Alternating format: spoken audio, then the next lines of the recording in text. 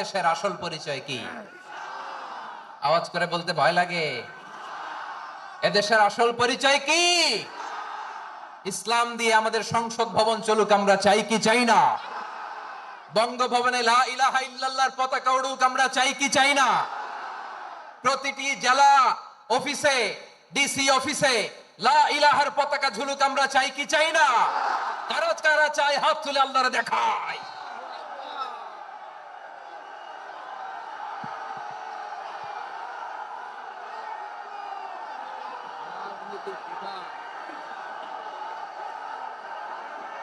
জাপানের দুটা উদাহরণ দেই, খেয়াল করে একটু শুনেন, বুঝবেন। আল্লাহ, 2022 সালে জাপানের সাথে জার্মানির খেলা, ফিফা ওয়ার্ল্ড কাপ 2022। এক পক্ষে জাপান, আরেক পক্ষে কোন দেশ? কথা শোনে নাই। এক পক্ষে কোন দেশ, আরেক পক্ষে? সবাই এক পক্ষে, আরেক পক্ষে। ওই খেলায় জিতেছিল জাপান, জিতেছিল 22 সালের এই ফিফা ওয়ার্ল্ড কাপে জাপান ফুটবল খেলায় জিতে age a part of their celebration তারা খেলার পরে পুরো স্টেডিয়ামটারে ক্লিন করে, the fan base of Japan. Lakh lakh মানুষ খেলা দেখতে যায়, তো এত ডাস্টবিনও তো নাই। তো যারা ডাস্টবিনে জায়গা পায় নাই, তারা এই যে চকলেটের প্যাকেট, পানির বোতল, চিপসের প্যাকেট তারা এদিকে সেদিকে রেখে দিয়েছে। জাপানের ভক্তরা, জাপানের ফলোয়াররা as a part of their celebration তারা খেলার পরে পুরো স্টেডিয়ামের সব ময়লা আবর্জনা ক্লিন করে তারপরে বিদায় নিয়েছে। তাদেরকে কি ক্লিন করার দায়িত্ব দেওয়া হয়েছিল? এই যশোর, জাপানের যে ছেলেরা খেলা দেখতে গেছিল ওদেরকে কি ক্লিন করার দায়িত্ব দিছিল? তারা কি স্টেডিয়ামের পরিচ্ছন্নতা কর্মী? তাদের আকল, তাদের সিক্স সেন্স তাদেরকে বলেছে। ছোটবেলা থেকে জাপান গভর্নমেন্ট ওদেরকে এত পরিচ্ছন্নতা শেখায়, ক্লিনলিনেস অ্যাওয়ারনেস ক্যাম্পেইন করায়। ক্লাসে আমি দেখেছি, ক্লাসে নিজের বেঞ্চ নিজে মুছে, ক্লাসের মাঝখানে একটা সময় দেয়, নিজের টেবিল নিজে মুছে, নিজের ক্লাসরুমটা নিজে পরিষ্কার করে। রাস্তাঘাটে একটা ধুলা নাই, ময়লা নাই, একটা টিস্যু নাই। খেলার পরে গোটা বিশ্বকে তাক লাগিয়ে দিয়েছে। জাপানের ফ্যানরা সবার রেখে যাওয়া গার্বেজ, টিস্যু, বোতল পরিষ্কার করে তারপরে স্টেডিয়াম থেকে বিদায় নিয়েছে। আমরা কেন এমন হইতে পারলাম না? আমরা কেন এমন হইতে পারলাম না? জাপানের যারা এগুলো করছে ওদের তিনটা করে চোখ না? চোখ তো তিনটা জাপানা লাগো, জাপানা লাগো। হাত তো চারটা, কান তো ছয়টা। হ্যাঁ, নাকি আমার মতো দুই হাত দুই কানালা মানুষ? চোখে দেখলে ওটা মানুষ না। চিন্তা করছেন? তার মানে জাপানিজদেরকে যে গ্রুমিং করে শিখানোর মাধ্যমে পরিচ্ছন্ন বানানো গেছে। ওরা যেমনি মানুষ, আমরাও মানুষ। আমাদের সন্তানদেরকে শেখালে তারাও পারবে, পারবে কিনা? দুই নাম্বার উদাহরণ বলি। চট্টগ্রাম ফেনীতে যারা গিয়েছেন, মেঘনা গোমতী ব্রিজ প্রকল্প নাম শুনছেন? মেঘনা একটা ব্রিজ পার হওয়া লাগে। এই মেঘনা গোমতী, এখানে তিনটা ব্রিজ, কাঁচপুর সহ এই তিনটা ব্রিজের নির্মাণ কাজ, রেনোভেশনের কাজ দেয়া হয়েছিল জাপানের একটা কোম্পানিকে। কাকে? জাপানের কোম্পানির নির্মাণ শেষে 738 কোটি টাকা বেঁচে গেছিল, এটা গভর্নমেন্টের হাতে দিয়ে তারা বিদায় নিয়েছে। কত টাকা? 738 কোটি টাকা। যত প্রাক্কলিত ব্যয় নির্ধারণ করা হয়েছে সব টাকা সরকার, তৎকালীন সরকার 2019-এর সরকার কারা ছিল তো জানেন? এই 2019-এর সরকার তাদেরকে দিয়েছে। তারা রিনোভেশন নির্মাণ শেষে 738 কোটি টাকা অতিরিক্ত বেঁচে গেছিল, এটা আবার গভর্নমেন্টের হাতে বুঝাই দিয়ে তারা বিদায় নিচ্ছে। আমরা কেন এমন হইতে পারলাম না? জাপানের ওরাও মানুষ, আমরাও মানুষ। তার মানে মানুষে মানুষে পার্থক্য আছে না নাই? আচ্ছা, জাপানের দুইটা উদাহরণ দিলাম, এবার আমার দেশের দুইটা উদাহরণ দিব না? বাংলাদেশের দুইটা উদাহরণ দিই। এক নম্বর উদাহরণ, গত সপ্তাহে আপনারা জানেন কক্সবাজার আমার একটা প্রোগ্রাম ছিল, তো হেলিকপ্টারে গিয়েছিলাম। ফেনী জেলা যখন পার হচ্ছি, আমি দেখলাম তিনটা উইন্ড মিল। উইন্ড মিল চিনেন তো? বিশাল পিলার, তিনটা চারটা পাখা থাকে। বায়ু বিদ্যুৎ কেন্দ্র, বাংলাদেশের প্রথম বায়ু বিদ্যুৎ কেন্দ্র এটা। মুহুরী প্রজেক্ট বলে ওটা, সম্ভবত মুহুরী প্রজেক্ট। তো সাগরের বাতাসের ঝাপটায় এটা ঘুরে এনার্জি হয়, ইলেকট্রিসিটি উৎপাদন হয়। তো আমি পাইলটকে বললাম, ভাই এগুলো থেকে কেমন ইলেকট্রিসিটি উৎপাদন হয়? কয় হুজুর একটু হয় না, কিছুই হয় না। কিছুই হয় না মানে? বলে হুজুর বাংলাদেশে যত উইন্ড মিল আছে এটার পাখা একটাও ঘুরে না। আল্লাহ, বলেন কি? তাহলে যে কোটি কোটি টাকা ব্যয় করে যে উইন্ড মিল, কয় হুজুর ভিতরে ফিটফাট, উপরে ফিটফাট, ভিতরে সদরঘাট। তার মানে কোটি কোটি টাকা দিয়ে এই উইন্ড মিল বানায়, এখানে কিছু নাই। দুর্নীতির আড্ডাখানা, আখড়াখানা বাংলাদেশ, ঠিক কিনা বলেন? আয় রে, জাপানিজরাও মানুষ, আমরাও মানুষ। আমার এক নিকটাত্মীয় সরকারি চাকরিজীবী, উনি আমাকে বললেন, বাংলাদেশের আরেকটা উদাহরণ দেই। উনি আমাকে বললেন যে প্রতি বছর আমাদের অফিসের ফার্নিচার চেঞ্জ করে। আমি বললাম প্রতি বছর ফার্নিচার চেঞ্জ করে কেন? বলে যে ফার্নিচার নতুন পারচেজ করলেই তো ওইখানে টাকা, নতুন কিনতে পারলেই টাকা, নতুন উন্নয়নের সবক শোনাতে পারলেই টাকা। প্রথম আলোর রিপোর্ট, কি আলো? প্রথম আলোর রিপোর্ট, গত 15 বছরে উন্নয়নের নামে লুটপাট হয়েছে প্রায় 2.25 লাখ কোটি টাকা। কার রিপোর্ট? আমাদের বানানো কথা? প্রথম আলোর রিপোর্ট। গত 15 বছরে কারা ছিল জানেন তো? হ্যাঁ, শুধু ওনাদেরকেই দোষ দিয়ে লাভ নাই। স্বাধীনতার পর থেকে শুধু শাসকের হাত বদল হয়েছে, আমরা কিছু পাই নাই, ঠিক কিনা বলেন? শুধু ওনাদের দোষ দিয়ে কি লাভ?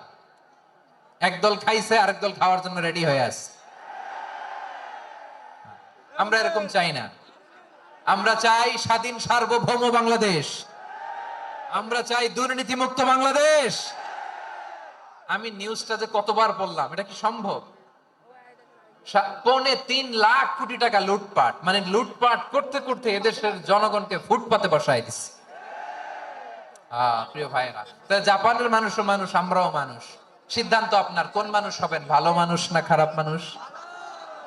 আজকের আলোচনার বিষয় হচ্ছে মানব সম্পদের উন্নয়ন, human resource development.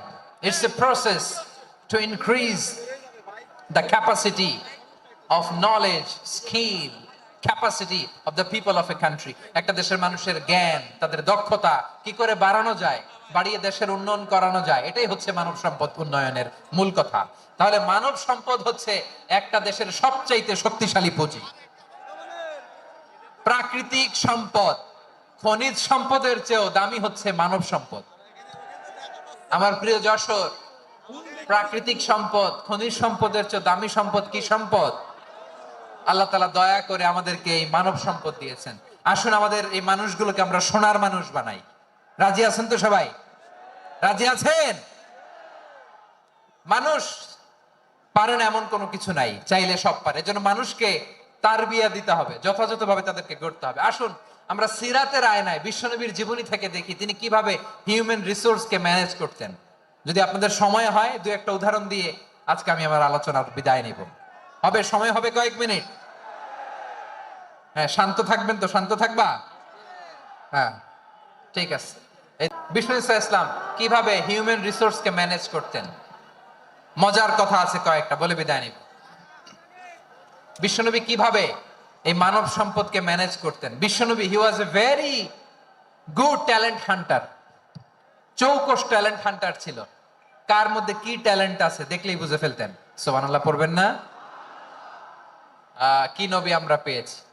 He was a very good talent hunter. আমার নবী, তিনি চৌকস ট্যালেন্ট হান্টার ছিলেন। কার মধ্যে কি প্রতিভা বের করতেন, ওই প্রতিভাকে ইসলামের কল্যাণে কাজে লাগাতেন। সুবহানাল্লাহ বলেন। যাকে যেই জায়গায় সেট করলে ভালো হবে তাকে ওই জায়গায় সেট করতেন। কয়েকজন সাহাবীর জীবনী শোনাই। আবু মাহজুরা রাদিয়াল্লাহু তাআলা আনহু, মক্কার মুয়াজ্জিন, আগে ছিল মুশরিক, পরে হইছে মুমিন। উনি কিভাবে মুমিন হইলেন এই ঘটনাটা একটু আপনাদের শোনাতে চাই। তা আপনাদের তো সময় নাই হাতে, সময় আছে? এই জেনজি শেষ করে দিল আজকের প্রোগ্রামটা। 1 ঘন্টা ধাক্কা ধাক্কি করে কেমনে দাঁড়ায় আছে আমি বুঝলাম না।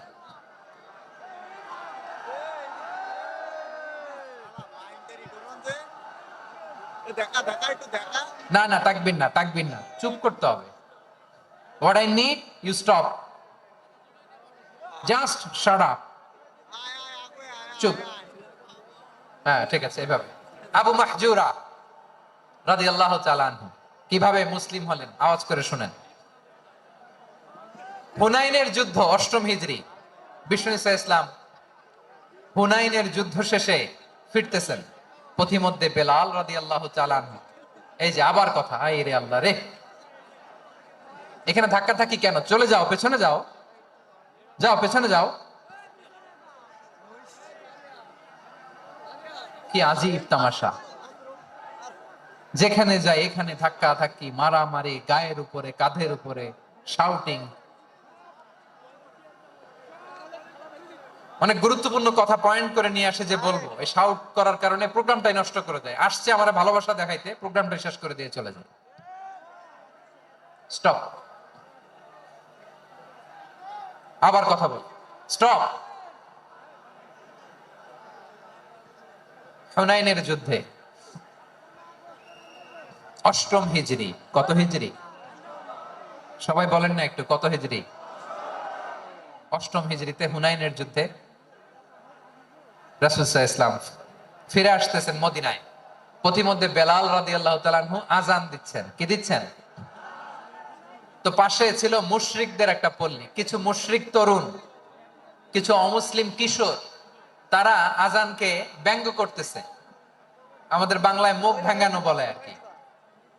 বেলাল রাদিয়াল্লাহু তাআলা আনহু আযান দিচ্ছেন, ওই বাচ্চাগুলো মুশরিক, তো ওরা আযানকে ব্যঙ্গ করতেছে, বিকৃতি করে ওরাও আযান দিচ্ছে। উদ্দেশ্য হচ্ছে আযানকে নিয়ে ঠাট্টা করা। উদ্দেশ্য কি? ঠাট্টা করা। ব্যাপারটা মনে কষ্ট পাওয়ার মতো ব্যাপার না? কিন্তু বিশ্বনবী ওইখানে দেখেন কি খুঁজলেন। বিশ্বনবী খেয়াল করলেন অমুসলিম কিশোরদের মধ্যে থেকে একটা কিশোরের গলাটা বড় দরাজ গলা, কণ্ঠটা বড় সুন্দর। খেয়াল করে দেখলেন যে কিছু কিশোর বেলালের আযানকে ব্যঙ্গ করে, বিকৃতি করে, কিন্তু একজনের কণ্ঠ দেখতে পাচ্ছেন না এত দূরে, কিন্তু কণ্ঠটা বড় সুন্দর, দরাজ গলা। বিশ্বনবী সাহাবীদেরকে বললেন, ধরো এগুলারে, ধরো।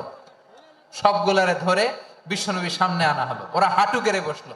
বিশ্বনবী বললেন, তোমাদের মধ্যে কে যেন ব্যঙ্গ করে আযান দিচ্ছিল, তার গলাটা বড় উঁচু, গলার বেসটা বড় মজবুত, মেলোডিয়াস, সুমধুর কণ্ঠ। কে? আবু মাহজুরা বলে, আমার বন্ধুরা সবাই আমার দিকে আঙ্গুল দেখায়, আমি পড়ে গেছি বিপদে। রাসূল সাল্লাল্লাহু আলাইহি ওয়াসাল্লাম বাকি অমুসলিম তরুণদেরকে ছেড়ে দিলেন, বললেন তোমরা যাও। এবার আবু মাহজুরারে পাইছে। আবু মাহজুরার চুলের মধ্যে হাত দিলেন বিশ্বনবী, মাথায় হাত দিয়ে বললেন, এবার আযান দাও দেখি। আবু মাহজুরা বলে, আমি তো আযান দিতে জানি না, কারণ আমি তো বেলালেরটা শুইনা শুইনা দিছি, আমার তো মুখস্থ নাই, আমি তো আযান দিতে জানি না। বিশ্বনবী বললেন, জানো না? তাহলে আসো আমি তোমারে শিখাই দেই। সুবহানাল্লাহ পড়া। আবু মাহজুরা হাঁটু গেড়ে বসে, বিশ্বনবীর মোবারক হাত আবু মাহজুরার চুলের মধ্যে। বিশ্বনবী আযানের মুআল্লিম আবু মাহজুরাকে বলতেছে, ঠিক আছে তোমারে শিখাই দিচ্ছি, আমি যা যা বলবো আমার সাথে সাথে বলো, পারবা? আবু মাহজুরা বলে, পারবো। বিশ্বনবী আযান দিচ্ছেন, মাথায় হাত দিয়ে আল্লাহু আকবার, আল্লাহু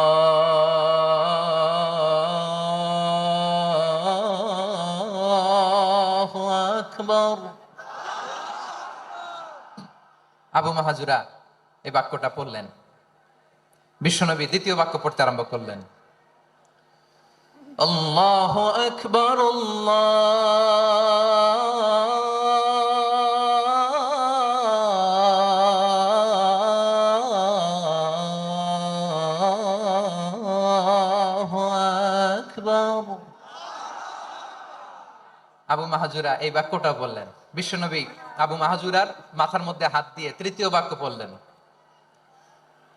আশহাদু আল্লা ইলাহা ইল্লাল্লাহ।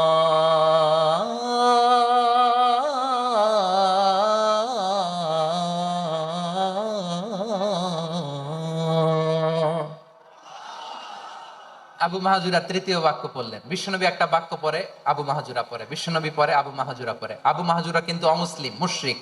আবু মাহজুরা বলে, এক একটা বাক্য পড়ি আমার কলিজাটা গলে ঠান্ডা হয়ে যায়। এতদিন মোহাম্মদকে গালি দিতাম, এখন মোহাম্মদ আমার মাথায় যখন হাত রাখছে আমার সারা শরীর ঠান্ডা হয়ে গেছে। বিশ্বনবী আযান শিখাচ্ছেন, একটা একটা বাক্য পড়ে আবু মাহজুরাও পড়ে, বিশ্বনবী পড়ে আবু মাহজুরাও পড়ে। পুরো বাক্যগুলো যখন শেষ, আযান শেষ, আবু মাহজুরাও যখন পুরো আযান পড়লেন, আবু মাহজুরা বললেন, এতদিন মোহাম্মদের চেহারা দেখলে আমার ঘৃণা লাগতো, আজ থেকে মোহাম্মদের চেহারার চেয়ে প্রিয় চেহারা আমার কাছে নাই। আবু মাহজুরা বললেন, ও মুহাম্মদ, আজানের বাক্য তো আপনি আমারে শেখালেন, এখানেই শেষ করবেন না, আপনি আমারে পড়ায় দেন, লা ইলাহা ইল্লাল্লাহু মুহাম্মাদুর রাসূলুল্লাহ সাল্লাল্লাহু আলাইহি ওয়াসাল্লাম। বিশ্বনবীর সাথে দাঁড়িয়ে উনি শাহাদা পড়ে মুসলমান হয়ে গেলেন। এবার আবু মাহজুরা বলে, ইয়া রাসূলুল্লাহ, ইয়া হাবিবাল্লাহ, আমি মুমিন হয়েছি, মুসলমান হয়েছি, আপনার কাছ থেকে আজান শিখার সৌভাগ্য আমি লাভ করেছি গো নবী। আমার কণ্ঠের বড় তারিফ করেছেন, আপনি আমার আজানকে আপনি পছন্দ করেছেন। একটা জিনিস আপনার কাছে চাই, আপনি আমাকে মক্কার মসজিদুল হারামের মুয়াজ্জিন হিসেবে অ্যাপয়েন্ট করে দে। বিষ্ণু ঈসা ইসলাম বললেন, যাও আবু মাহজুরা, আমি তোমাকে পৃথিবীর শ্রেষ্ঠতম মসজিদ মক্কার মসজিদুল হারামের মুয়াজ্জিন হিসেবে অ্যাপয়েন্ট করে দিলাম। দেখছেন কিভাবে ট্যালেন্ট হান্টিং করতে হয়, কিভাবে হিউম্যান রিসোর্স মানব সম্পদকে ব্যবহার করতে হয়। আসছিল আজানকে ভেঙ্গাইতে, আসছিল কেন? আজানকে ব্যঙ্গ করার জন্য, বিকৃত করার জন্য। আজানকে বিকৃত করতে যে ইসলামের সবচেয়ে শ্রেষ্ঠ মসজিদের মুয়াজ্জিন হয়ে গেল। পড়েন সুবহানাল্লাহ। হযরত আবু মাহজুরা রাদিয়াল্লাহু তাআলা আনহু ওনার এই সুললিত কণ্ঠ ব্যবহার করে মসজিদুল হারামে এত সুন্দর করে আল্লাহু আকবার বলে আজান দিতেন, মানুষগুলোর, মুসল্লিগুলোর, মক্কাবাসীর হৃদয়কে তিনি বিগলিত করে দিতেন, মানুষের হৃদয়কে ঠান্ডা হয়ে যেত। শুধু এখানেই শেষ না আমার যশোরের ভাইয়েরা, বিশ্বনবী যখন সাইয়েদনা আবু মাহজুরা রাদিয়াল্লাহু তাআলা আনহুকে আজান শেখাচ্ছিলেন, বলেন তো বিশ্বনবীর হাতটা কোথায় ছিল? আবু মাহজুরার মাথার সামনে, এই চুলের উপরে ছিল। আবু মাহজুরা ওই স্মৃতিটাকে ধারণ করবার জন্য, ওই স্মৃতিকে বহন করার জন্য বিশ্বনবীর মোবারক হাত আবু মাহজুরার কপালের চুলের যেই জায়গায় লেগেছে, মৃত্যুর আগের দিন পর্যন্ত আবু মাহজুরা মাথার ওই চুলে কোনোদিন ছুরি আর কামার লাগায় না, সেখানে কেচি লাগায় নাই, চুলের মধ্যে খুর লাগায় নাই। আবু মাহজুরা ডান দিকের চুল কাটতো, বাম দিকের চুল কাটতো, পেছনের চুল কাটতো, সামনের চুল কাটতো না। আবু মাহজুরা রাদিয়াল্লাহু তাআলা আনহুর সামনের চুলগুলো বড় হতে হতে যখন এত বড় হয়ে যায়, তিনি চুলগুলো পেঁচিয়ে মাথার মধ্যে রাখতেন, তারপরে তিনি পাগড়ি পরতেন। সবাই জিজ্ঞেস করতো, আবু মাহজুরা, এটা আবার কেমন স্টাইল? দেখতে তোমারে কি বিদঘুটে লাগে? কেমন অড লাগে, কেমন খারাপ দেখা যায়? মক্কায় এমন কোন মানুষ তো দেখি নাই, ডানে চুল কাটে, বায়ে চুল কাটে, পেছনে চুল কাটে, সামনে কাটে না। ওরে আবু মাহজুরা, কেমন দেখা যায় তোমারে? তুমি সামনের চুল কাটো না কেন? আবু মাহজুরা বলে, আমি হাঁটু গেড়ে পেয়ারা নবীর সামনে বসেছিলাম, আমার এই মাথার চুলের মধ্যে মুবারক হাত লাগিয়ে বিশ্বনবী নিজে আমাকে আজানের প্রতিটা বাক্য শিক্ষা দিয়েছেন। বিশ্বনবীর মোবারক হাত, পবিত্র হাত আমার মাথার চুলের যে জায়গায় লেগেছে, আমি চাই ওই চুলগুলা নিয়ে আমি আমার কবরের ভিতরে যাব।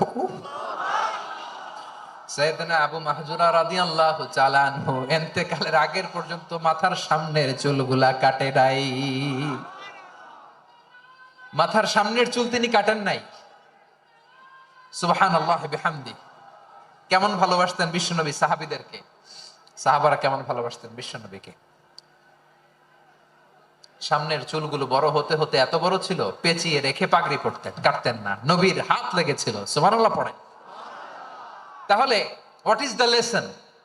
মোরাল অফ দ্য স্টোরি কি? মোরাল অফ দ্য স্টোরি হচ্ছে, আসছিল আজানকে ব্যঙ্গ করার জন্য, বিকৃত করার জন্য, হয়ে গেল মসজিদুল হারামের মুয়াজ্জিন।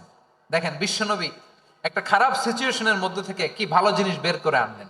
আমি যে শুরুতে বলেছি কিভাবে তিনি হিউম্যান রিসোর্সকে ডেভেলপ করেছেন, ম্যানেজ করেছেন।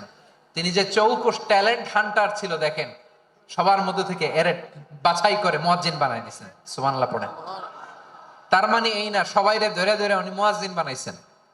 যার যেই ট্যালেন্ট আছে তাকে ওই কাজে অ্যাসাইন করেছেন। যার যেই প্রতিভা আছে তার প্রতিভাকে ইসলামের কাজে লাগিয়েছেন। সুবহানাল্লাহ পড়েন। যায়েদ বিন সাবিত রাদিয়াল্লাহু তাআলা আনহু নাম শুনেছেন? যশোর, কথা বেরোয় না। যদি জায়গায় সালমান খানের নাম শুনছেন, সবাই হাত তুলবে, জি হুজুর শুনছি, মানে সব দেখা শেষ। সালমান খান, আমির খান, অমুক খান, সব খান মুখস্থ, কিন্তু জায়েদ বিন সাবেতের নাম মুখস্থ নাই মুসলমানদের। যেই সাহাবী মাথা সামনের চুল কাটে নাই, মসজিদুল হারামের মুয়াজ্জিন বানাইছেন বিশ্বনবী, ওই সাহাবীর নাম কি? খায়া ফেলাইছে, স্লোগানের সাথে খায়া ফেলাইছে। আবু মাহজুরা, কি নাম? আবু মাহজুরা আল জুমাহি রাদিয়াল্লাহু তাআলা আনহু। এই নামটা আজকে নিয়ে যাইতে হবে যশোর। আবু মাহজুরা রাদিয়াল্লাহু তাআলা আনহু। দুই নম্বরে বলছিলাম যায়েদ বিন সাবিত রাদিয়াল্লাহু তাআলা আনহু।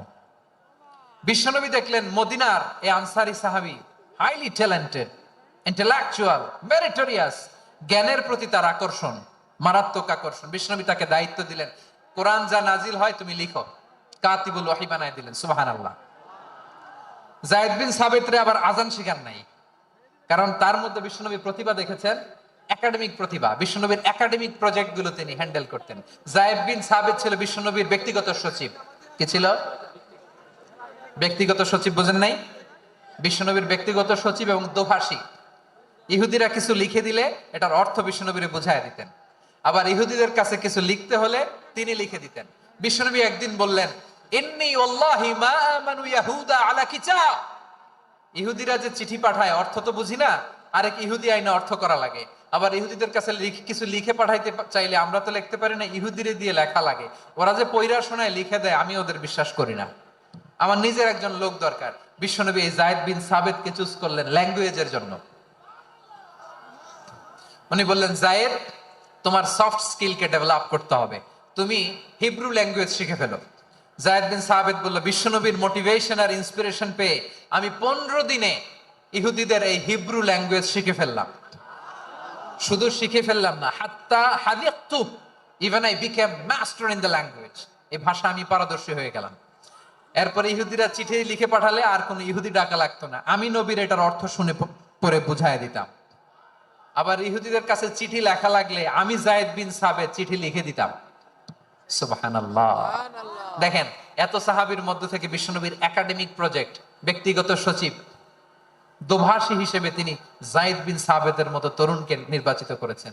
কেমন ট্যালেন্ট হান্টার ছিল আমার নবী! সুবহানাল্লাহ পড়বেন না? বিশ্বনবীর ইন্তেকালের পরে সাইয়েদনা আবু বকর রাদিয়াল্লাহু তাআলা আনহু যখন খলিফা হয়ে আসলেন, কোরআনকে সংকলনের দায়িত্ব দেয়া লাগবে, কোন সাহাবীকে দিবেন? সব সাহাবারা মিলে পরামর্শ করলেন। সাইয়েদনা আবু বকর, ওমর সবাই মিলে এই বিশাল কোরআন সংকলনের গুরু দায়িত্ব বিশ্বনবীর ব্যক্তিগত সচিব, বিশ্বনবীর দোভাষী, বিশ্বনবীর সিলেক্ট করাই লোক যায়েদ ইবনে সাবিত রাদিয়াল্লাহু তাআলা আনহুকে দিয়েছে। কোরআনের কপি তো আজকে এখানে রাখে নাই। এই যে আজকের যে কোরআন পড়েন, এটা আগে এরকম ছিল না। কোরআন নাজিল হলে সাহাবারা চামড়ার, ওটের চামড়ায় লিখে ফেলতো, ওটের চ্যাপ্টা হাড্ডির মধ্যে লিখে ফেলতো, গাছের গুড়ির মধ্যে লিখে ফেলতো, বিভিন্ন জনের কাছে ছড়ানো ছিটানো ছিল। আবু বকর রাদিয়াল্লাহু তাআলা আনহু একসাথে করলেন, পরবর্তীতে ওসমান রাদিয়াল্লাহু তাআলা আনহু একসাথে করলেন। 114 সূরার এখন এই মুসহাফ, এই কম্পাইলেশন, এই কপি আমরা পেয়েছি, যার হিউজ কন্ট্রিবিউশন ছিল। এই পুরো কোরআন কম্পাইলেশনের প্রজেক্ট ম্যানেজার ছিল যায়েদ বিন সাবিত রাদিয়াল্লাহু তাআলা। কোরআন কম্পাইলেশনের প্রজেক্ট ম্যানেজার। দেখেন, ওনারে মাথায় হাত দিয়ে আজান শিখায় নাই। সুবহানাল্লাহ কইবেন না? তাহলে প্রথম সাহাবী আবু মাহজুরাকে মুয়াজ্জিন বানাইলেন, যায়েদ বিন সাবিতকে ব্যক্তিগত সচিব আর দোভাষী বানালেন, মুসআব ইবনে উমাইর রাদিয়াল্লাহু তাআলা আনহুকে ইসলামের প্রথম অ্যাম্বাসেডর বানালেন। তাহলে তৃতীয় নাম্বার একজন সাহাবীর নাম বলছি, মুসআব ইবনে উমাইর। মুসআব, কি নাম? নামটা কেমন লাগে? এই কয়েকজনের ভাল লাগে, বাকিদের ভাল লাগে না? ভাল লাগে? এই এই আর কয়েকটা মিনিট দেওয়া যাবে না আমাকে আল্লাহর রাস্তে? হ্যাঁ, ঠিক আছে। আমি তোমাদেরকে ভালোবাসা দেখাবো, দোয়া করব, যদি চুপ থাকো, একেবারে চুপ, কষ্ট সহ্য করো, বাকিরে যা সওয়াব পাবে তোমরা ডবল পাবা, যেহেতু কষ্ট বেশি, কিন্তু চুপ। 3 নাম্বার সাহাবীর নাম মুসআব। এই ধাক্কাধাক্কি কেন? ধাক্কাধাক্কি কেন রে ভাই? না না না, এরকম হইলে আসবো না যশোর, আমি আর আসবো না। হয় পিছনে চলে যাও, নাহলে চুপ, ডাকাডাকি নেই। 3 নম্বর সাহাবীর নাম মুসআব। কি নাম? He was the first ambassador in Islam. ইসলামের প্রথম ডিপ্লোম্যাট, প্রথম কূটনৈতিক, ইসলামের প্রথম কূটনৈতিক, ইসলামের প্রথম ডিপ্লোম্যাট, প্রথম অ্যাম্বাসেডর মুসআব ইবনে উমাইর। মক্কার তরুণ যুবক, উনি পারফিউম লাগাইলে মানুষ দেখলেই বুঝতো এটা মুসআব লাগাইছে। এমন ড্যাশিং ফেসের ছিল, এমন স্মার্ট ড্যাশিং ফেস, এমন পার্সোনালিটির মানুষ ছিল মুসআব রাদিয়াল্লাহু তাআলা আনহু। কারণ যিনি ইসলামের স্পোকম্যান হবেন, মুখপাত্র হবেন, তার স্মার্ট হওয়ার দরকার আছে না নাই? আকাবার প্রথম শপথ যখন হলো, তাদের সাথে বিষ্ণু ঈসা ইসলাম মদিনাতে একজন মুখপাত্র পাঠালেন, ডিপ্লোম্যাটকে পাঠালেন, অ্যাম্বাসেডর অফ ইসলাম। তিনি হচ্ছেন মুসআব ইবনে উমাইর। পড়েন সুবহানাল্লাহ। বিশ্বনবী দেখলেন সে অনেক স্মার্ট, তার ডেডিকেশন আছে, সিনসিয়ারিটি আছে, এবং মদিনায় যে আউস খাজরাজ গোত্রের নেতাদের সাথে ডিল করতে হবে, ইহুদিদের সাথে ডিল করতে হবে, ওখানে একজন পাক্কা জানু খেলোয়াড়ের দরকার আছে না নাই? মুসআব ইবনে উমাইর রাদিয়াল্লাহু তাআলা আনহু, ওনাকে বিষ্ণু ঈসা ইসলাম চুজ করলেন। এবং বিষ্ণু ঈসা ইসলামের এই চুজিংটা, এই সিলেকশনটা এত সুন্দর ছিল, তিনি মদিনাতে যে বিশ্বনবী আসার আগেই মদিনার জমিনকে তিনি উর্বর করে ফেলছেন। প্রতিটা ঘরে ঘরে কালিমার দাওয়াত তিনি পৌঁছায় দিচ্ছেন। জুমার বিধান নাজিল হয়েছে, কিন্তু মক্কায় পরিবেশ নাই জুমা পালনের। বিষ্ণু ঈসা ইসলাম একজনকে দিয়ে খবর পাঠালেন, যাও মদিনায় মুসাবকে যে বলো, মুসাব তো আমার শিক্ষক, আমার স্পোকম্যান, মদিনাতে যেন তারা জুমা কায়েম করে। বিশ্বনবীর আগেই মুসাব মদিনার মুসলিমদেরকে নিয়ে মদিনায় প্রথম জুমা কায়েম করে ফেলছে। কোন সুবহানাল্লাহ। ডিপ্লোম্যাটদের কেমন হইতে হয়, অ্যাম্বাসেডরের কেমন হইতে হয়, মুসআব রাদিয়াল্লাহু তাআলা আনহুর কাছ থেকে শিখে নাও। মুসআব নামটা কেমন লাগে? যশোর যাদের সন্তান হবে, ছেলে সন্তান, আমার রাস্তায় পাইলি সবাই জিজ্ঞেস করে, হুজুর একটা নাম দেন, আমার ছেলে হবে। যশোরবাসীর জন্য আমি একটা নাম দিয়ে দিলাম, নাম রাখতে হবে মুসআব। কি নাম? নামটা যাদের ভাল লাগে, ছেলে সন্তান অনাগত আসবে, মনে চাইলে নাম রেখে দিবেন মুসআব রাদিয়াল্লাহু তাআলা আনহুর নামে মুসআব। তাহলে মুসআব রাদিয়াল্লাহু তাআলা আনহুকে বিশ্বনবী ল্যাঙ্গুয়েজ শিখান নাই, সফট স্কিল শিখান নাই। যায়েদ রাদিয়াল্লাহু, তিনি হিব্রু ল্যাঙ্গুয়েজ শিখেছেন, সুরিয়ানি শিখেছেন, কিন্তু মুসআবকে তিনি বানিয়েছেন the spokesman of Islam, the first diplomat, the ambassador of Islam. সুবহানাল্লাহ পড়বেন না? আব্দুল্লাহ ইবনে আব্বাস রাদিয়াল্লাহু তাআলা আনহু, বিশ্বনবীর কাজিন, চাচাতো ভাই। আবার মাইমুনা রাদিয়াল্লাহু তাআলা আনহু, মাইমুনা নবীর স্ত্রী, তিনি ছিলেন আব্দুল্লাহর আপন খালা। তো নবীর বউ যদি ওনার খালা হয়, নবী তার কি? বুঝে নাই, নবী তার কি? খালু। তাহলে সম্পর্ক অনেক গভীর, কাজিন আবার খালু। ছোট্ট মানুষ, তাই রাতে মাঝে মাঝে ঘরে থাকতো।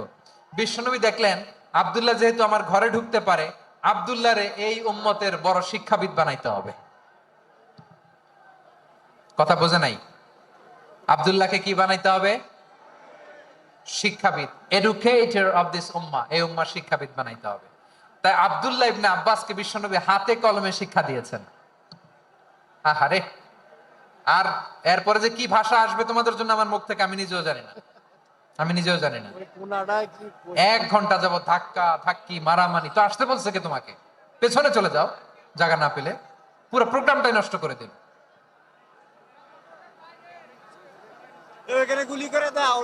জি, আমার দিকে তাকান, আমি শেষ করে দিচ্ছি। হবে না, ইন্টেলেকচুয়াল আলোচনা এখানে হবে না, আমি বুঝতে পারছি, আমি শেষ করে দিচ্ছি। আব্দুল্লাহ ইবনে আব্বাস রাদিয়াল্লাহু তাআলা আনহু, মনোযোগ দিয়ে কয়েকটা মিনিট শুনুন, আমি এখনই শেষ করে দিচ্ছি, এরপর আওয়াজ করবে। এই যে এগুলো কি আমি বুঝলাম না। আমি বললাম না সব করা যাবে, বসে যাও, শুয়ে যাও, চলে যাও, আওয়াজ করা যাবে না। অন্যকে বসো এটাও বলার দরকার নাই, জাস্ট এদিকে তাকাও। আল্লাহ। আব্দুল্লাহ ইবনে আব্বাস রাদিয়াল্লাহু তাআলা আনহু, ওনাকে বিশ্বনবী হাতে কলমে শিক্ষা দিয়েছেন, যেহেতু উম্মতের শিক্ষাবিদ হবেন, এডুকেটর হবেন। তো বিশ্বনবী রাতে যখন তাহাজ্জুদ পড়তেন, ছোট্ট আব্দুল্লাহ ঘরে থাকতো। বুঝতে পেরেছেন? ছোট্ট মানুষ তো ঘরে থাকতো। তো বিশ্বনবী তাহাজ্জুদের জন্য একবার দাঁড়িয়েছেন, ছোট্ট আব্দুল্লাহ ওযু করে দাঁড়াইছে। আচ্ছা বলেন তো, ইমাম আর মুসল্লি মোট যদি দুইজন হয়, একজন ইমাম একজন মুসল্লি, তো মুসল্লি ইমামের কোন দিকে দাঁড়াবে? ডানে দাঁড়াবে। ছোট্ট আব্দুল্লাহ বোঝে নাই, বিশ্বনবী তাহাজ্জুদ শুরু করেছেন, উনি ইক্তেদা করছেন আর দাঁড়াইছেন বায়ে। কোথায় দাঁড়িয়েছেন? আব্দুল্লাহ বলেন, যখন আমি বায়ে দাঁড়ালাম, আখাযা রাসূলুল্লাহ সাল্লাল্লাহু আলাইহি ওয়াসাল্লাম উযুনি আল ইউমনা ইয়াফতিলুহা, বিশ্বনবী নামাজরত অবস্থায় আমার কান ধরে টেনে আমার ডান দিকে এনে দাঁড় করায় দিলেন। পড়েন সুবহানাল্লাহ। দেখেন, হাতে কলমে শিক্ষা। আর জীবনে ভুল হবে? কথা কয় না, আর ভুল হবে? আর ভুল হবে না। এভাবে বিশ্বনবীর অনেক সঙ্গ পেয়েছেন, সফর করেছেন, একই বাহনে বসেছেন, এক বাহনে বসে লম্বা নাসিহত করেছেন, বলেছেন, ইয়া গোলাম ইহফাদিল্লাহ ইয়াহফাজকা, ইহফাদিল্লাহ তাজিদহু তুজাহাক, ইদা সাআলতা ফাসআলিল্লাহ ওয়া ইদা ইসতাআনতা ফাসতাইন বিল্লাহ। আল্লাহর বিধান মানো, আল্লাহর বিধান রক্ষা করো, আল্লাহ তোমায় রক্ষা করবে।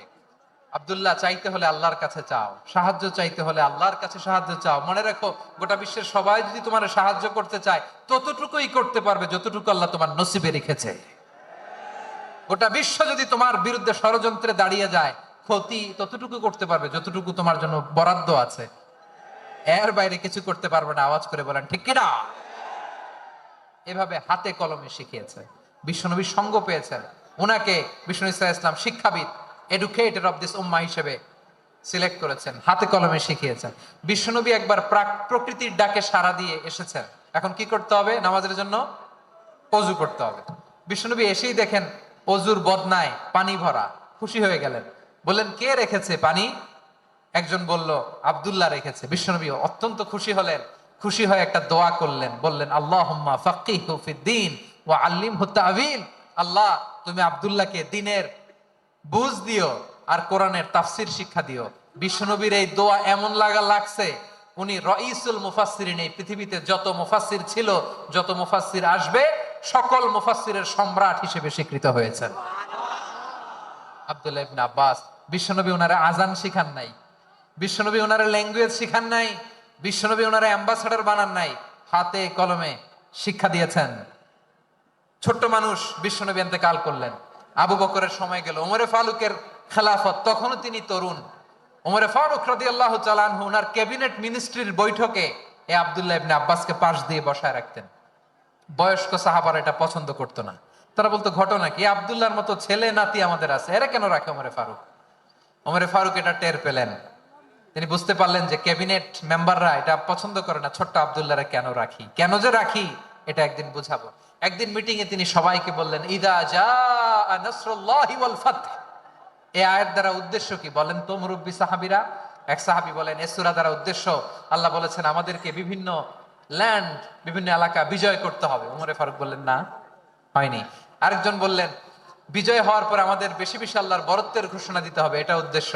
ওমরে ফারুক বললেন, না, হয় নাই। যারা জিজ্ঞেস করেন কেউ পারে না। সব শেষে বিশ্বনবী ছোট্ট আব্দুল্লাহরে বলেন, আব্দুল্লাহ, ইদা জাআ নাসরুল্লাহি ওয়াল ফাতহ, এর দ্বারা উদ্দেশ্য কি বলতো? ছোট্ট আব্দুল্লাহ বলেন, হুয়া আজালু রাসূলিল্লাহ।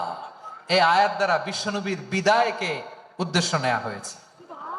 ওমরে ফারুক বললেন, হাযা হুয়া, এটাই তো সঠিক উত্তর, এটাই সঠিক তাফসীর এই আয়াতের। কারণ ইদা জাআ নাসরুল্লাহি ওয়াল ফাতহ, যখন আল্লাহর সাহায্য আর বিজয় আসবে, ওয়া রাআইতান নাসা ইয়াদখুলুনা ফি দীনিল্লাহি আফওয়াজা, আপনি দেখবেন দলে দলে, ঢলে ঢলে, বানের পানির মতো মানুষ ইসলামের দিকে ঢুকতেছে, ইসলামের বিজয় হয়েছে। তো ইসলামের বিজয়ের মিশন নিয়ে নবী আসছে, বিজয়ী যখন হয়ে গেছে, এখন তো নবীর বিদায় হবে। জোরে বলেন ঠিক কিনা? কোন সাহাবী এই সূক্ষ্ম কথাটা ধরতে পারে নাই, ওই আব্দুল্লাহ ছাড়া। আব্দুল্লাহ যখন উত্তর দিছে, সব সাহাবীদের টনক নড়েছে। এরপর থেকে কোন ক্যাবিনেট মিটিং এ আর কোন সাহাবারা কোনো প্রশ্ন করে নাই। আওয়াজ করে পড়েন সুবহানাল্লাহ। বিশ্বনবী আব্দুল্লাহ ইবনে আব্বাসকে দ্য এডুকেটর অফ দ্য উম্মাহ, উম্মার শিক্ষাবিদ হিসেবে গ্রহণ করেছেন। আওয়াজ করে পড়তে হবে আল্লাহু আকবার। সাহাবীদের নামগুলো মনে থাকবে? এক নম্বরে আবু মাহজুরা, মুয়াজ্জিন বানাইছেন। যায়েদ ইবনে সাবিত, দোভাষী, ট্রান্সলেটর অফ প্রফেট, এবং তিনি ছিলেন বিশ্বনবীর ব্যক্তিগত সচিব। Musab ibne Umair, the first ambassador and diplomat of Islam. Abdullah ibne Abbas, এই উম্মার সবচেয়ে বড় এডুকেটর, শিক্ষাবিদ। আরেকজন ছিল আব্দুল্লাহ ইবনে মাসউদ রাদিয়াল্লাহু তাআলা। দুই আব্দুল্লাহ, আব্বাস গেল, আরেকজন হচ্ছে মাসউদ। মক্কার তরুণ, ছাগল পালতো মুশরিকের। বিশ্বনবী আর আবু বকর রাদিয়াল্লাহু তাআলা আনহু একবার গেলেন, যে দেখে এই তরুণ দাঁড়ায় আছে। বিশ্বনবী বলেন, আমি খুব ক্ষুধার্ত, তোমার কাছে কি দুধ আছে ছাগলের? আব্দুল্লাহ ইবনে মাসউদ বলে, আছে। ওয়ালাকিন আনা মু'তামান, কিন্তু যে দুধ আছে এটা আমানতের, আমি দিতে পারবো না। বিশ্বনবী এইটা শুনেই তারা টার্গেট করে ফেলছে। আনা মু'তামান, দুধ আছে কিন্তু এটা আমার মালিকের, আমি তো দরদ দেখাই আমার মালিকের দুধ, আপনি পথিক, আপনারে দিতে পারি না। বিশ্বনবী টার্গেট করে ফেলছেন, এরে আমার কাজে লাগাইতে হবে। বিশ্বনবী বলেন, আচ্ছা ঠিক আছে, দুধ দিও না, কিন্তু এমন ছাগি আছে কিনা যেই ছাগির সাথে কোনো ছাগলের মিলন হয় নাই, তার ওলানে দুধও আসে নাই, বাচ্চাও নাই, এরকম ছাগির থেকে যদি আমি দুধ খাই তাহলে তো সমস্যা নাই। বলতেছে, এরকম ছাগির থেকে দুধ খাইলে সমস্যা নাই, কারণ এরকম ছাগির ওলান থেকে দুধ আসবেও না। বলতেছে, ঠিক আছে, এরকম একটা ছাগি নিয়ে আস। নিয়ে আসা হলো। বিশ্বনবী বিসমিল্লাহ বলে ওই ছাগির ওলানে হাত দিলেন। হাত দিতে দেরি, পুরো ওলানটা দুধে ভরে যেতে দেরি হয় না। বিশ্বনবী আর আবু বকর রাদিয়াল্লাহু তাআলা আনহু দহন করে পেট ভরে খেলেন। এই দৃশ্য আব্দুল্লাহ ইবনে মাসউদের হৃদয়ে দাগ কাটলো। এই মুজিজা দেখে তিনি বললেন, আশহাদু আল্লা ইলাহা ইল্লাল্লাহ ওয়া আশহাদু আন্না মুহাম্মাদুর রাসূলুল্লাহ। তিনি ষষ্ঠ মুসলিম ছিলেন, 6 নম্বর মুসলমান। ওনাকে টার্গেট করে বিশ্বনবী দেখলেন এমন ইন্টেলেকচুয়াল ব্রেন, উনি সূক্ষ্ম সূক্ষ্ম জিনিস বুঝে বেশি, ফিকহি জ্ঞান ওনার মধ্যে বেশি। বিশ্বনবী ওনাকে কোরআনের জ্ঞান শিক্ষা দিতে লাগলেন। উনি বিশ্বনবী সবার কাছে কোরআন শোনায়, কিন্তু বিশ্বনবী নিজে আব্দুল্লাহ ইবনে মাসউদের কাছ থেকে কোরআন শুনতো। বিশ্বনবী একবার বললেন, ইকরা আলাইয়া ইয়া মাসউদ, ইবনে মাসউদ একবার শোনাও তো কোরআন দেখি। আব্দুল্লাহ ইবনে মাসউদ বলে, আকরাউ আলাইকা ওয়া আলাইকা উনজিল, নবী আপনার উপর কোরআন নাজিল হয় আর আমি আপনার সামনে কোরআন পড়বো? বিশ্বনবী বললেন, ইন্নী উহিব্বু আন আসমাআহু মিন গায়রি, আমি নিজে পড়তে যেমনি ভালোবাসি, অন্যে পড়ুক আমি শুনবো, এটাও আমি ভালোবাসি। সূরা নিসা তিনি তেলাওয়াত করে শুনিয়েছেন। এমন সূক্ষ্ম সূক্ষ্ম বিষয় বিশ্বনবী উনাকে ধরিয়ে দিয়েছেন। উনি হয়ে গিয়েছেন, আব্দুল্লাহ ইবনে আব্বাস হয়েছেন রাইসুল মুফাসসিরিন, ওই হয়ে গিয়েছেন ফাকিহুল উম্মাহ। ওনার চাইতে বড় ফকি এই পৃথিবী আর দেখবে না। চিল্লায় বলেন সুবহানাল্লাহ। উনি বলতেন, ওয়াল্লাহি ওয়াল্লাহি ইল্লাযী লা ইলাহা গায়রু মা উনজিলাত সূরাতুন ইল্লা ওয়া আনা আ'লামু আইনা উনজিলাত ওয়া ফিমা উনজিলাত। বিশ্বনবী এমন ভাবে কোরআনের দার্স আমাকে দিয়েছেন, কোরআনে যত সূরা নাজিল হয়েছে, যেখানে নাজিল হোক না কেন আমি জানি এটা কোথায় নাজিল হয়েছে এবং কোন প্রেক্ষাপটে নাজিল হয়েছে। এমন একটা সূরা নাই যে সূরার কোথায় নাজিল হয়েছে আমি মাসুদের জানা নাই, কোন প্রেক্ষাপটে নাজিল হয়েছে আমার জানা নাই। এরকম ঘটবে না। চিল্লায় বলেন আল্লাহু আকবার। এই আব্দুল্লাহ ইবনে মাসউদ রাদিয়াল্লাহু তাআলা ওমর ফারুকের সময় কুফার চিফ জাস্টিস ছিলেন। কুফা নগরীর চিফ জাস্টিস। চিফ জাস্টিস বুঝেন নাই? বিচারপতি। কি ছিলেন? সবাই বলে নাই, কি ছিলেন? বিচারপতি ছিলেন। এবং ওনার যে ফিকহি জ্ঞানের ধারা, এটাই আলকামা, ইব্রাহিম আন-নাখাই, হাম্মাদ ইবনে সুলাইমান হয়ে ইমাম আবু হানিফা পর্যন্ত পৌঁছেছে। এবং ওনার ফিকহি জ্ঞানের ধারাই হানাফি মাযহাবে অ্যাকসেপ্ট হয়েছে। আজও এগুলো হানাফি মাযহাবে চর্চিত হয়। হানাফি মাযহাবের সব ফিক আব্দুল্লাহ ইবনে মাসউদের ফিকহি জ্ঞানের ধারা থেকে নেওয়া হয়েছে। চিল্লায় পড়েন সুবহানাল্লাহ। তাহলে উনাকে বিশ্বনবী বানিয়েছেন জুরিস্ট, জুরিস্ট, আইনবিদ, ফাকিহ। উনারে আজান শিখান নাই। হিউম্যান রিসোর্স ডেভেলপমেন্ট কিভাবে করবেন, মানব সম্পদের উন্নয়ন কিভাবে করতে হয়, কিভাবে যার যেখানে প্রতিভা কাজে লাগাতে হয় উনি দেখিয়েছেন। সুবহানাল্লাহ পড়বেন না?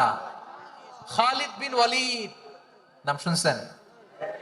কে কে শোনেন নাই হাত তোলেন। কি ছিলেন? বীর যোদ্ধা। বীর যোদ্ধা ছিলেন খালিদ বিন ওয়ালিদ। কিন্তু তিনি ইসলাম ধর্ম গ্রহণ করেছেন অনেক দেরিতে, 8ম হিজরিতে। তার মানে 8ম হিজরির আগে উনি মুশরিকদের পক্ষে লড়াই করেছেন। ওনার হাতে কত মুসলিম সাহাবী যে নিহত হয়েছে হিসাব নাই। বিশ্বনবী টার্গেট করে রাখছে, তুমি আমাদের মুসলিমদের এত ক্ষতি করলা, তুমি যখন মুসলমান হবা তোমার দিয়ে আমি এমন কাম করামু যে এটা আর কেউ করতে পারবে না। সুবহানাল্লাহ নাই? যশোর ক্লান্ত হয়ে গেছে।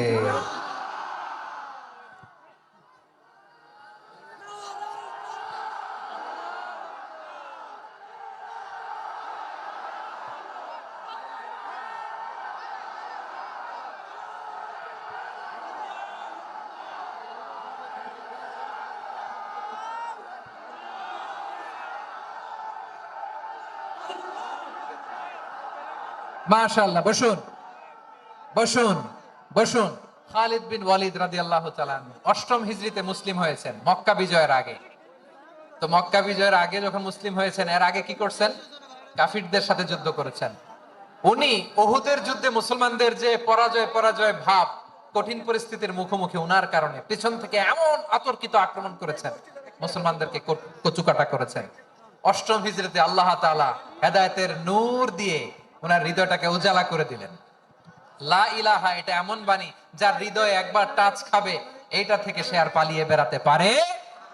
ঝিনুকের ভেতর লুকিয়ে থাকে যেমন মতি, ঝিনুকের ভেতর লুকিয়ে থাকে যেমন মতি, কালমা শাহাদাতে আছে আল্লাহর জ্যোতি, কালমা শাহাদাতে আছে আল্লাহর জ্যোতি। ঠিক কিনা বলেন? মক্কা বিজয়ের আগে মুসলিম হলেন, হওয়ার পরে বিশ্বনবীর টার্গেট ফুলফিল হলো। ওই যে টার্গেট করে রেখেছেন আর দোয়া করেছেন, খালিদ বিন ওয়ালিদ যদি মুসলিম হয় তাকে আমি মিলিটারি চিফ বানাবো।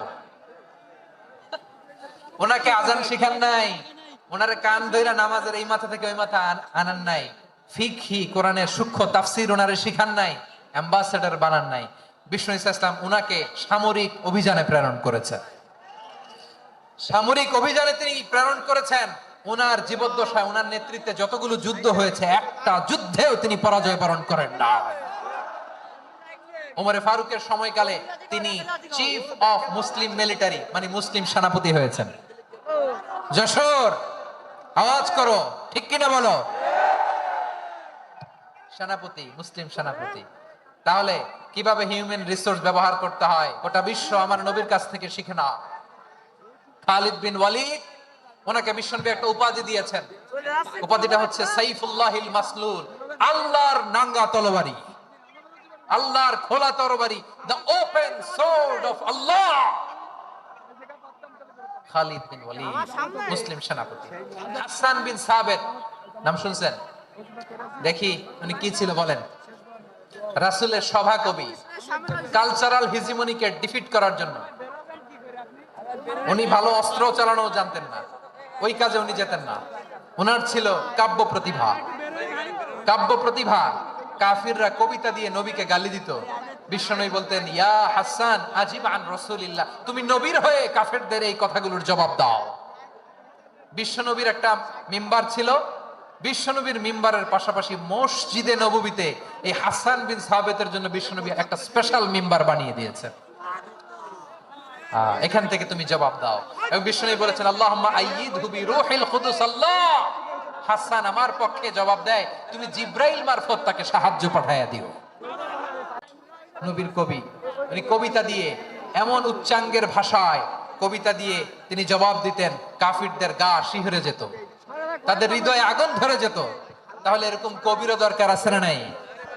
এখন যাকে আল্লাহ দিছে কাব্য প্রতিভা, এরা যদি আপনি যুদ্ধের ময়দানে পাঠান হবে? যারা দিছে সুরেলা গলা, এরা যদি অ্যাম্বাসেডর বানান হবে না। হাসান বিন সাবিত হুযায়ফা ইবনুল ইয়ামান বিশ্বনবীর গোয়েন্দা বিভাগের প্রধান। কিসের প্রধান? হুযায়ফা ইবনুল ইয়ামান, ওনার ছিল ডিটেকটিভ মাইন্ড, ডিটেকটিভ মাইন্ড, গোয়েন্দা বিভাগের প্রধান। এবং উনি হচ্ছেন সাহিবু সিররি রাসূলিল্লাহ, রাসূল সাল্লাল্লাহু আলাইহি ওয়াসাল্লামের গোপন তথ্যের ধারক বাহক। নবীর যেই কথা কেউ জানে না, সব হুযায়ফার পেটের ভিতরে ছিল। সুবহানাল্লাহ পড়েন। মুআয ইবনে জাবাল মদিনা রাষ্ট্রের সবচেয়ে সিনিয়র আমলা ছিলেন। আমলাতন্ত্র চেনেন তো? প্রশাসনিক কাজ যারা চালায়, অ্যাডমিনিস্ট্রেশন বোঝেন না?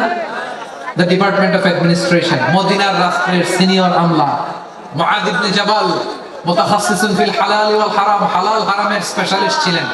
বিশ্বনবী উনাকে ইয়ামানের গভর্নর করে পাঠিয়েছেন।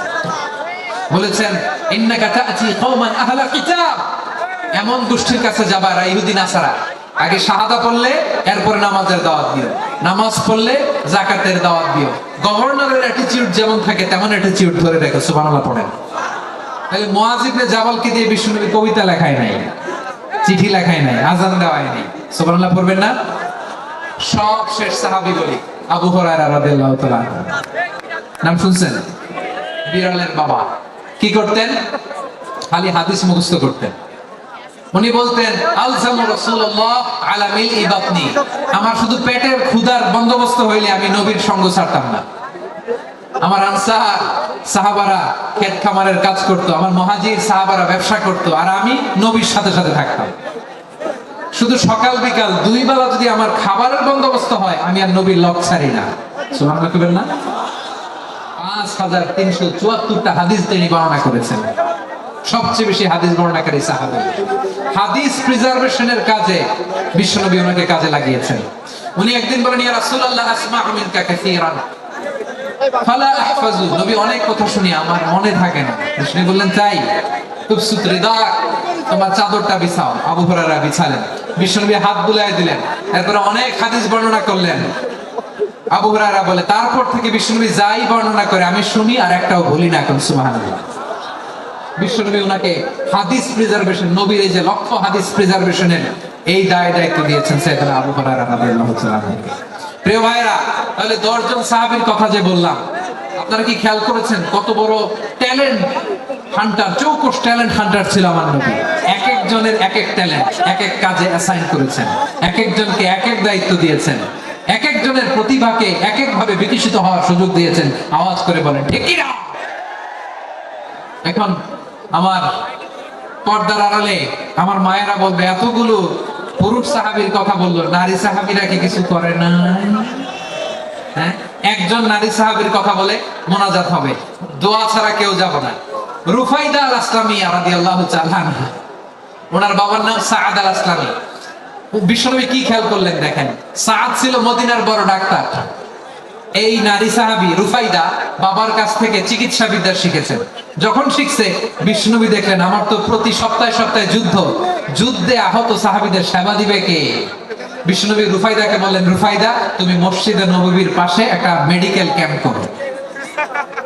এই যে সাকিনা আদ্দিন মেডিকেলের আমার ছাত্রী বন্ধুরা, শুনে রাখো, তোমাদের আইকন হচ্ছে রুফাইদা আল আসলামিয়া। বিশ্বনবীর ডিরেকশন অনুযায়ী তিনি মসজিদে নববীর পাশে একটা মেডিকেল ক্যাম্প করলেন এবং আহত সাহাবাদের চিকিৎসা উনি ওনার টিম নিয়ে দিতেন। বিশ্বনবীর পরামর্শে উনি আনসারি এবং মুহাজির মহিলা সাহাবীদেরকে নিয়ে একটা স্পেশাল মেডিকেল টিম গঠন করলেন। খায়বার যুদ্ধে 7ম হিজরিতে যখন বিশ্বনবী যায়, উনি ওনার টিম নিয়ে আসলেন, বললেন, ইয়া রাসূলুল্লাহ আমরা তো তলোয়ার চালাতে পারি না, আমরা তো তীর মারতে পারি না, আপনি যদি অনুমতি দেন খায়বার অভিযানে আমি আমার টিম নিয়ে মেডিকেল টিমের সেবাটা সার্ভিসটা দিতে চাই। পড়েন সুবহানাল্লাহ। বিশ্বনবী অনুমতি দিলেন। যুদ্ধ সাহাবীদের সাথে রুফাইদা আল আসলামিয়া উনিও মেডিকেল টিম নিয়ে অগ্রসর হলেন। খায়বারের প্রতিটা আহত ইনজুর্ড সাহাবী যারা ইনজুরির শিকার হয়েছেন, সবাই রুফাইদা আল আসলামিয়ার মেডিকেল ক্যাম্প থেকে চিকিৎসা সহায়তা পেয়েছেন। সুবহানাল্লাহ। দেখেন কিভাবে বিশ্বনবী ট্যালেন্ট বাছাই করতেন। আপনি অবাক হবেন, বাহরাইনের মেডিকেল ইউনিভার্সিটিতে রুফাইদা আল আসলামিয়া মেডিকেল প্রাইজ অ্যাওয়ার্ড প্রতি বছর দেয়া হয়।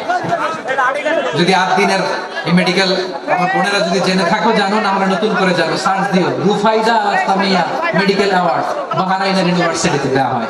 প্রিয় ভাইরা, তাহলে আলোচনার সামারি আমরা করি। বিশ্বনবী যার যেখানে ট্যালেন্ট তাকে ওইখানে কাজে লাগাতেন। আওয়াজ করে বলেন ঠিক কিনা?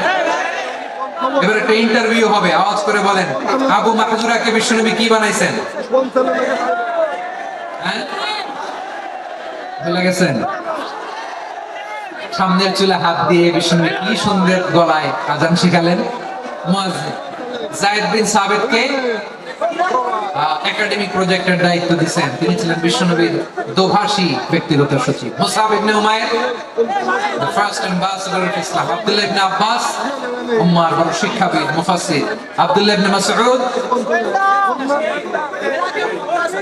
ইবনে মাসউদ ছিলেন জুরিস্ট। কি ছিলেন? জুরিস্ট ছিলেন, এই উম্মার সবচেয়ে বড় জুরিস্ট। খালিদ বিন ওয়ালিদ সেনাপ্রধান। হাসান বিন সাবিত ছিলেন বিশ্বনবীর সভাকবি। কি ছিলেন? বিশ্বনবীর সভাকবি ছিলেন। এরপরে হুযায়ফা ইবনুল ইয়ামান কি ছিলেন? গোয়েন্দা বিভাগের প্রধান। মুআয ইবনে জাবাল কি ছিলেন? সিনিয়র আমলা, ইয়ামানের গভর্নর। আবু হুরায়রা রাদিয়াল্লাহু তাআলা আনহু হাদিস প্রিজার্ভেশনের কাজ করেছেন। আর আমাদের রুফাইদা আল আসলামিয়া রাদিয়াল্লাহু তাআলা আনহা কি ছিলেন? নার্স ছিলেন। নার্স হয়ে মেডিকেল সেবা দিয়েছেন। প্রিয় ভাইয়া, পুরো আলোচনার যদি সামারি করি তাহলে বিশ্বনবী যেভাবে হিউম্যান রিসোর্সকে ম্যানেজ করেছেন, যার যেখানে প্রতিভা কাজে লাগিয়েছেন, আমরাও যদি করি আমাদের বাংলাদেশের চিত্র আমরা পাল্টে দিতে পারবো। আমরা শুরুতে শুনেছি মানুষের আছে অসীম সম্ভাবনা, প্রতিটা মানুষ অনন্য, যত্ন নিলে, যথাযথ পরিচর্যা করলে মানুষ বিশ্ব জয় করতে পারে, ঠিক কিনা? আমাদের হাফেজে কোরআনের সামনে দাঁড়াতে পারে এমন কোন হাফেজে কোরআন আল্লাহর জমিনে জন্ম হয় না। গোটা বিশ্ব কাঁপিয়ে তারা সেরা, আমাদের ক্রিকেটাররা সেরা, আমাদের তৈরি পোশাক শিল্প সেরা। এরকম অনেক অনেক সেরা জিনিস আছে, আমরা এগুলোর নার্চারিং করতে পারিনি, পরিচর্যা করতে পারিনি, সঠিক তারবিয়াতের অভাব। তাহলে মানুষের অসীম সম্ভাবনাকে কাজে লাগাতে হবে, ঠিক কিনা বলেন? ইউনুস গভর্নমেন্টকে আমি বলবো, অল্প সময়ের জন্য আপনারা এসেছেন, সংস্কারও করতে হবে, আবার নির্বাচনও করতে হবে। সব সংস্কার হতে করতে পারবেন না, যতটুকু পারবেন এর মধ্যে আমাদের যে হিউজ ম্যান পাওয়ার, আমাদের যে মানব সম্পদ, হিউম্যান রিসোর্স, এটাকে ডেভেলপ করে আপনাদের যেতে হবে। যেটা পারবেন না সেটাকে পরবর্তী নির্বাচিত গভর্নমেন্টের কাছে রেখে যেতে হবে, যে তারা যেন করে, তাদের কাছে আপনারা এটা রেখে যান। তাহলে মানুষ চাইলে বিশ্ব জয় করতে পারে। আর মানুষকে হারাতে পারে কেউ? জোরে বলো যশোর, মানুষকে হারাতে পারে কেউ? আল্লাহ আমাদেরকে জনসংখ্যা দিয়েছেন প্রিয় ভাইয়েরা। এই জনসংখ্যা অনেক বড় সম্পদ, এটা আমাদের জন্য অভিশাপ নয়, আশীর্বাদ। আমাদের জনসংখ্যাকে যদি আমরা জনশক্তিতে রূপান্তর করতে পারি, আজকে বাংলাদেশ যে অবস্থানে দাঁড়িয়ে আছে, বাংলাদেশ তার 20 গুণ উন্নতির শিখরে চলে যাবে। চিল্লায় বলো ঠিক কিনা? আমাদের শ্রমিক ভাইয়েরা বাইরে কাজ করে, আমাদের শ্রমজীবী ভাইয়েরা, প্রবাসীরা, তাদের ব্যাপারে গুরুত্ব দিতে হবে। আমাদের শ্রমের দাম সবচেয়ে কম, সবচেয়ে কম। তারা এম্বাসিতে গুরুত্ব পায় না, এয়ারপোর্টে গুরুত্ব পায় না। এই সরকার অবশ্য তাদেরকে অনেক গুরুত্ব দিচ্ছে। আমাদের অদক্ষ শ্রমিককে যখন আমরা দুবাই পাঠাই অল্প বেতন পায়, কিন্তু ইন্ডিয়ানরা দক্ষ শ্রমিক পাঠাইলে তার 3 গুণ বেতন পায়। আমরা আমাদের শ্রমিকদেরকে অদক্ষ ভাবে আর পাঠাতে চাই না, দক্ষ শ্রমিক পাঠিয়ে আমরা রেমিটেন্সের বন্যা বইয়ে দেব। আমাদের শ্রমিকদের পাঠানো রেমিটেন্সের টাকায় সচল থাকে আমার দেশের অর্থনীতির চাকা। তাদেরকে সবচেয়ে গুরুত্ব দিতে হবে। আমরা পেয়েছি ফ্রিডম ফাইটার, মুক্তিযোদ্ধা, আর আমার প্রবাসী ভাইরা হচ্ছে রেমিটেন্স ফাইটার। জোরে বলো ঠিক কিনা? তাহলে আমাদের এই জনশক্তিকে জনসম্পদে ট্রান্সফর্ম করতে হবে, ঠিক কিনা বলেন? সরকার জনগণকে এভাবে পলিশ করতে হবে। মা বাবারা ছেলে মেয়েদের মধ্যে কার কোন যোগ্যতা তাকে ওইভাবে কাজে লাগাতে হবে। সবার এ প্লাস পাওয়ার কোনো দরকার নেই। আমাদের দেশে একটা টেন্ডেন্সি আছে, পরীক্ষায় এ প্লাস না পাইলে কই তুই কি করলি, পাশের বাড়ির ছেলে এ প্লাস পাইছে, যা ওর পা ধোয়া পানি খা। কি খা? আমি ভাবছি যে পা ধোয়া, এ প্লাস পাওয়া ছেলেদের পা ধোয়া পানির একটা পানির ব্র্যান্ড বানাইতে হবে, এরকম লেখা থাকবে এ প্লাস পাওয়া ছেলেদের পা ধোয়া পানি। খাওয়া নাই, এগুলার খাওয়া নাই। ওরে আল্লাহ এ প্লাস পাওয়ার জন্য বানাইছে, আর আপনার ছেলেকে এই এ প্লাস গুলারে নিয়ন্ত্রণ করার জন্য আল্লাহ বানাইছে। ওকে দিয়ে আল্লাহ কি করবে আপনি জানেনই না। একটা এ প্লাস, একটা এ গ্রেড একটা মানুষের জীবনকে ঠিক করে দিতে পারে না। আপনার ছেলেকে আল্লাহ অন্যদিকে যোগ্যতা দিয়েছে। ওদের মনোবল ভাঙবেন না, খবরদার, খবরদার। ছেলে মেয়েদের মনোবল ভাঙবেন না। যাকে দিয়ে যেটা হবে তাকে দিয়ে সেটা করতে হবে, তার প্রতিভাকে সেভাবে কাজে লাগাতে হবে। তাহলে বাংলাদেশ, আমাদের এই জনসংখ্যা জনসম্পদে রূপান্তরিত হবে। আমাদের সরকারের তত্ত্বাবধানে